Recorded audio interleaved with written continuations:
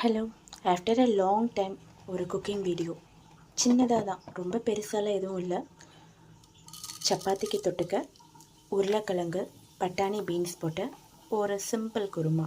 இப்போது எண்ணெய் ஒரு 2 டேபிள் ஸ்பூன் ஊற்றிருக்கேன். எண்ணெய் காஞ்சதும் அதில் நான் சோம்பு போட்டிருக்கேன். சோம்பு பொரிஞ்சதும் நெக்ஸ்ட் இன்க்ரீடியன்ட் சேர்க்கலாம். இதில் எல்லாமே மிக்ஸ்டாக வச்சுருக்கேன் பாருங்கள். வெங்காயம், பீன்ஸ், பச்சை மிளகா, தக்காளி, உருளைக்கிழங்கு, இதை தான் இப்போ நம்ம சேர்க்க போகிறோம். 1 by 1 சேர்த்துக்கலாம். எல்லாம் மொத்தமாகவே சேர்த்துக்கலாம், ஒன்றும் பிரச்சனை இல்லை.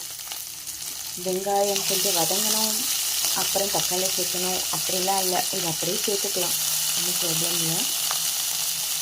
ரொம்ப நாள் ஆச்சு குக்கிங் வீடியோ போட்டு. இடையில ஒரு ஆக்சிடெண்ட், அந்த ஆக்சிடெண்ட்னால ஒரு 6 months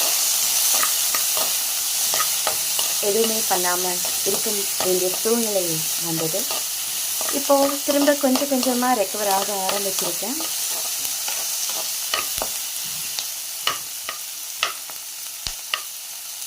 ரொம்ப நாளாக என்னோடய சேனல் இருக்குது. பட் நான் ரொம்ப எஃபர்ட் போட்டேனான்னு கேட்டால் தெரியல. அந்தளவுக்கு நான் எஃபர்ட் போட்டிருக்கேனா யூடியூப் சேனலுக்குன்னு தெரியல. திரும்பவும் வீடியோஸ், குக்கிங் வீடியோஸ் எடுக்க ஆரம்பிச்சிருக்கேன். பார்ப்போம்.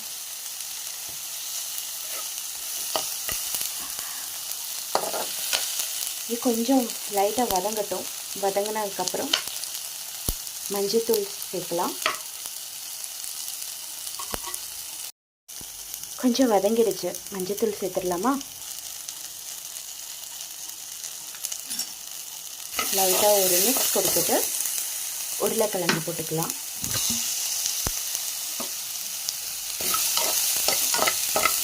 ரொம்ப சிம்பிளான ரெசிபி, ரொம்ப மெனக்கட வேண்டாம், பட்டுன்னு பண்ணிடலாம்.